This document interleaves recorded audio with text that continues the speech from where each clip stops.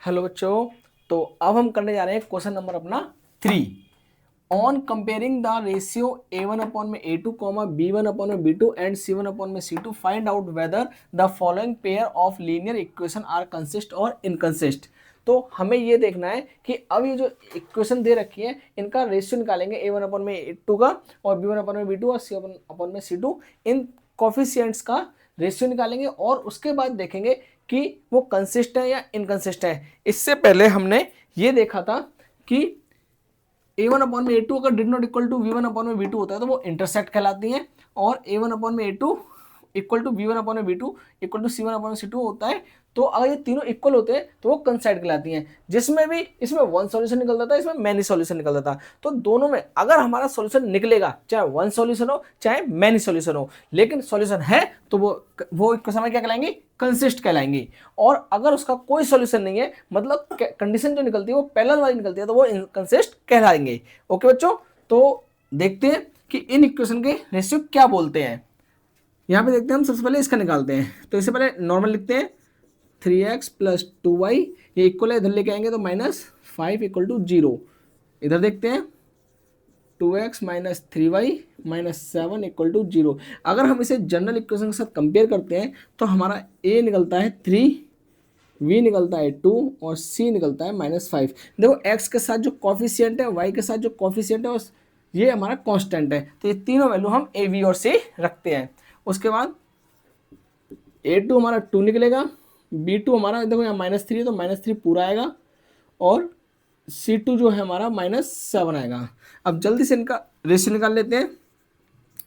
a1 upon में a2 कितना आएगा बच्चों, देखते हैं यहाँ पे 3 अपॉन में 2, 3 अपॉन में 2 और b1 अपॉन में b2 इनका 2 अपॉन में -3 और इधर c1 अपॉन में c2 देखते हैं, इसमें आएगा कितना, -5 अपॉन में -7।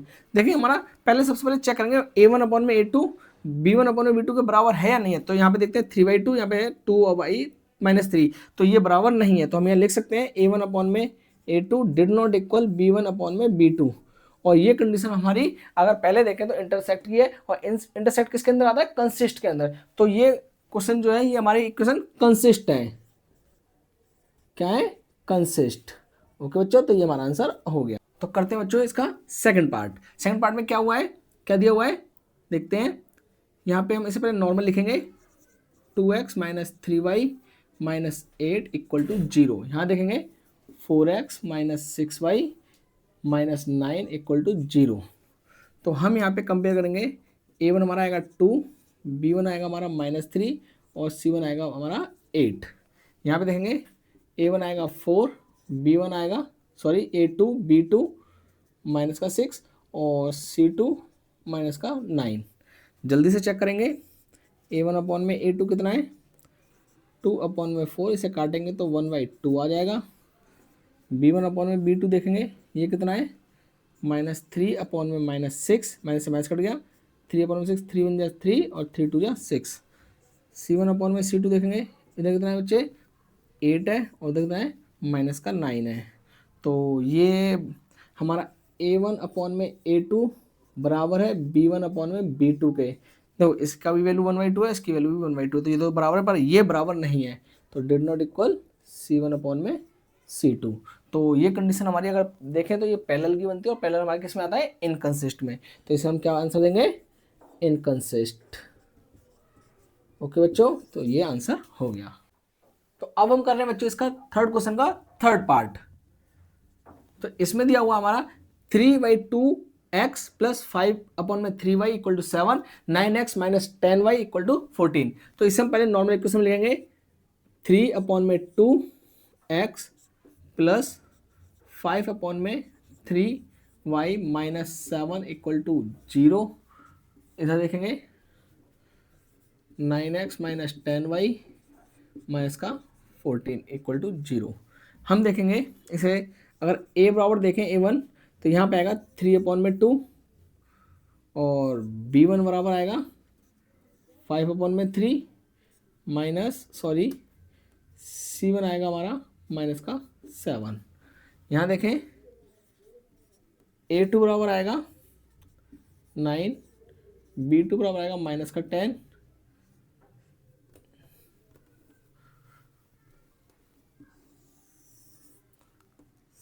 C2 बराबर आएगा माइनस का 14।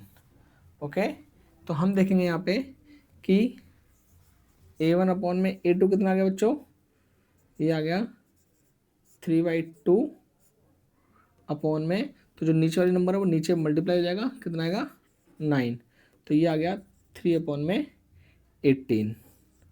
अब ये 3 से कट भी जाएगा तो ये 1 अपॉन में 6 आ गया। ओके, अब देखते हैं B1 अपॉन में B2, ये ज़्यादा नीचे हो गया है, तो यहाँ पे देखते हैं B1 अपॉन में B2, यहाँ कितना बच्चों 5 अपॉन में 3, नीचे मल्टीप्लाई होगा कितना माइनस का 10, तो माइनस का हो जाएगा, तो 5 से 2 बार में कट जाएगा, तो ये 1 अपॉन में 3 2 जा 6, ये माइनस का आएगा। अच्छा, ये प्लस का है और ये माइनस का है, तो ये दोनों बराबर नहीं है। ओके बच्चों, मेरी बात समझ में आ रही है। देखो, एक 1 अपॉन में 6 है, ये भी 1 अपॉन में 6 है, लेकिन ये प्लस में ये माइनस में, ये बराबर नहीं है। तो हम यहाँ लिख सकते हैं क्या, A1 अपॉन में A2 did not equal B1 upon में B2, तो इसको हम क्या बोलेंगे, कंसिस्ट। कंसिस्ट। ओके, अब हम करते हैं इसका फोर्थ पार्ट। फोर्थ पार्ट में दिया हुआ है हमारा 5x minus 3y equal to 11 minus 10x plus 6y equal to minus 22। देखते हैं, यहाँ पे लिखेंगे हम 5x माइनस 3y माइनस का 11 और इधर minus 10x plus 6y plus का 22 बराबर 0। यहाँ देखेंगे हम, तो A1 बराबर आएगा हमारा 5, B1 बराबर आएगा माइनस का 3 और C1 बराबर आएगा माइनस का 11। यहाँ पे इक्वल टू 0 भी लेंगे, है ना। अब देखो यहाँ पे कितना आएगा, A2 माइनस का 10, B2 6 और C2 22।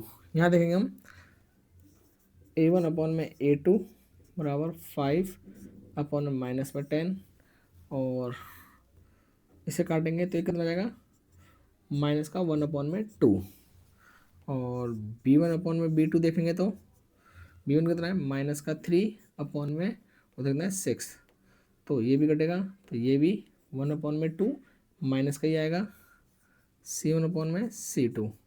ये देखते हैं कितना लिखा हुआ है, माइनस का 11 अपॉन में 22, तो 11 2 जा 22। ओके, तो ये भी माइनस का 1/2 आएगा, तो ये तीनों ही बराबर है, तो हम यहाँ लिख सकते हैं A1 अपॉन में A2 equal to B1 upon में B2 equal to C1 upon में C2। तो इसे हम किस में कंसिडर कर रहे हैं बच्चे, कंसिस्ट में। कंसिस्ट।